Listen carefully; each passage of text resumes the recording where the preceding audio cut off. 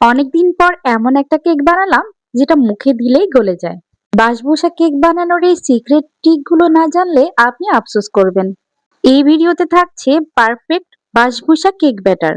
কেকটি কতক্ষণ সময় ধরে বেক করবেন, সিরাপ কখন কিভাবে ঢাললে কেক জুসি হবে, দোকানের মতো টেক্সচার পাওয়ার সিক্রেট ট্রিক। ভিডিওটি শেষ পর্যন্ত দেখুন, কারণ শেষের সিরাপটাই আসল ম্যাজিক করে। বাসবুসা কেকটা তৈরির জন্য প্রথমে আমি মোল্ডটা রেডি করছি। এখানে একটা গ্লাস মোল্ড নিয়েছি আর তাতে আমি বাটার গ্রিস করে নিয়েছি। এখানে তেলটাও গ্রিস করে নেওয়া যাবে। একটা মিক্সিং বোলে রুমের স্বাভাবিক তাপমাত্রায় থাকা একটা ডিম দিয়েছি আর আধা কাপ চিনি দিয়েছি, সামান্য লবণ দিয়েছি, বাটার এসেন্স দিচ্ছি সামান্য। আপনারা এখানে ভ্যানিলা এসেন্স অথবা ভ্যানিলা পাউডারও দিতে পারেন। ডিম এবং চিনি খুব ভালো করে মিশিয়ে নিয়েছি। এ পর্যায়ে আমি টক দই নিচ্ছি। এখানে আধা কাপ থেকে বেশি টক দই নিয়েছি।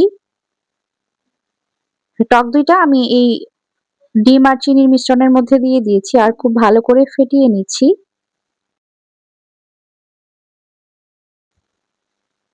আধা কাপ তেল দিয়ে দিচ্ছি। তেলটাও এই মিশ্রণের সাথে ভালো করে একটু মিশিয়ে নিচ্ছি। মেশানো হয়ে গেছে। এ পর্যায়ে আমি মোটা দানার সুজি দিচ্ছি ১ কাপ। সুজিটাও আমি এই মিশ্রণের সাথে খুব ভালো করে এখন মিশিয়ে নিচ্ছি। এই মিশ্রণের মধ্যে সুজিটাও ভালো করে মিশিয়ে নিয়েছি। আর এ পর্যায়ে আমি নিয়েছি শুকনো নারিকেল বা যেটাকে ডেসিকেটেড কোকোনাট বলে। এখানে ১ কাপ আছে। তো আমি সামান্য ১ থেকে ২ টেবিল চামচ মতো রেখে বাকিটা দিয়ে দিচ্ছি এই ব্যাটারে। সবটা দেইনি কারণ ডেকোরেশনের জন্য পরে একটু লাগবে তাই জন্য। তো নারিকেলটাও কিন্তু আমি এখানে মিশিয়ে নিচ্ছি। ১ চা চামচ বেকিং পাউডার দিয়ে দিচ্ছি। এখানে বেকিং সোডাও দিতে পারবেন। আর শুকনো নারিকেলের পরিবর্তে ফ্রেশ নারিকেল কোড়াটাও দিতে পারবেন। সুজির এই মিশ্রণটা আমার কাছে ঘন মনে হচ্ছে কারণ সুজিটা তো পানি শুষে নেয়। যেহেতু এখানে কোনো দুধ ব্যবহার করিনি, তাই জন্য এখানে আমি আরো ১ টেবিল চামচ মতো আ টক দই দিয়েছি। তো টক দই না দিতে চাইলে এখানে দুধ ব্যবহার করা যাবে ১ থেকে ২ টেবিল চামচ পরিমাণ। অথবা পানিও দিতে পারবেন। তো আমি এখানে ওভেনের তাপমাত্রা মানে ওভেনটা একটু প্রিহিট করে নিচ্ছি। উপরের আর নিচের হিট অন করে দিয়েছি ১৬৫ থেকে ৭০ ডিগ্রি সেলসিয়াসে। এটা ৪০ মিনিট বেক করে নেব। ৫ মিনিট প্রথমে প্রিহিট করে নিচ্ছি। আর এখানে যে মোল্ডটা আগে রেডি করেছিলাম বাটার গ্রিস করে সেই মোল্ডের মধ্যেই এই ব্যাটারটা দিয়ে দিচ্ছি। ব্যাটারের ঘনত্বটা এরকমই হবে আর এটাই পারফেক্ট একটা ঘনত্ব। ওভেনে কেকটা বেক করার সময় মাঝের তাকে না দিয়ে চেষ্টা করবেন একদম নিচের তাকে দিতে। এতে করে খুব দ্রুত ফুলে উঠবে।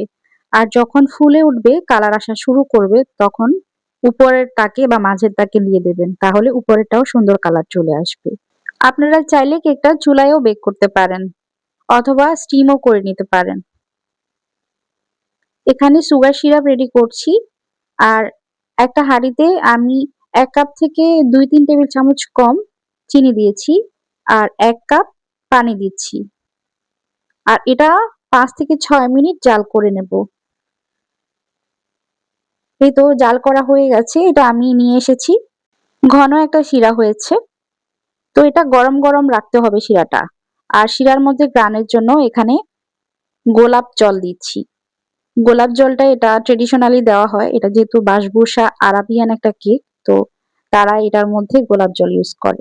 তাই জন্য দিয়েছি। তবে আপনারা এলাচের ফ্লেভারও দিতে পারেন। তো কেকটা আমার বেক হয়ে গেছে। আমি উপরের কালারটা আনার জন্য উপরের তাকে দিয়েছি। আর সুগার সিরাপটা একটু গরম করেছি আবার।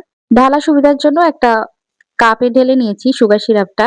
আর এদিক থেকে আমার বাসবুসা কেকের মধ্যে সুন্দর একটা কালার চলে এসেছে।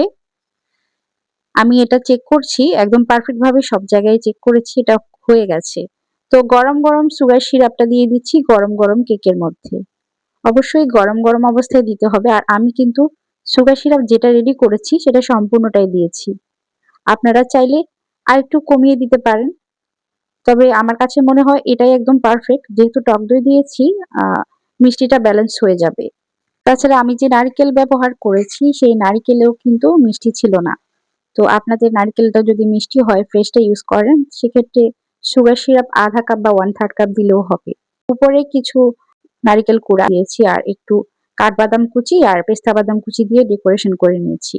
দেখতে পাচ্ছেন এটা কিন্তু আমি সাথে সাথেই কাটছি। সবচাইতে ভালো হয় একটু ঠান্ডা হওয়ার পর এটা খেলে। ভীষণ মজা। আপনারা যদি বাসায় না ট্রাই করেন তাহলে বুঝতে পারবেন না এই কেকের স্বাদটা কিরকম। এটা যদি একবার তৈরি করেন সাথে সাথেই শেষ হয়ে যাবে, আবার তৈরি করা লাগবে। এটা এতটাই মজা খেতে। তো রেসিপি ভালো লাগলে লাইক, কমেন্ট, শেয়ার এবং সাবস্ক্রাইব করে পাশেই থাকবেন। আবার দেখা হয়ে যাবে ইনশাআল্লাহ এরকম নতুন কোনো রেসিপি নিয়ে। ততক্ষণ পর্যন্ত সবাই অনেক বেশি ভালো থাকুন। আল্লাহ হাফিজ।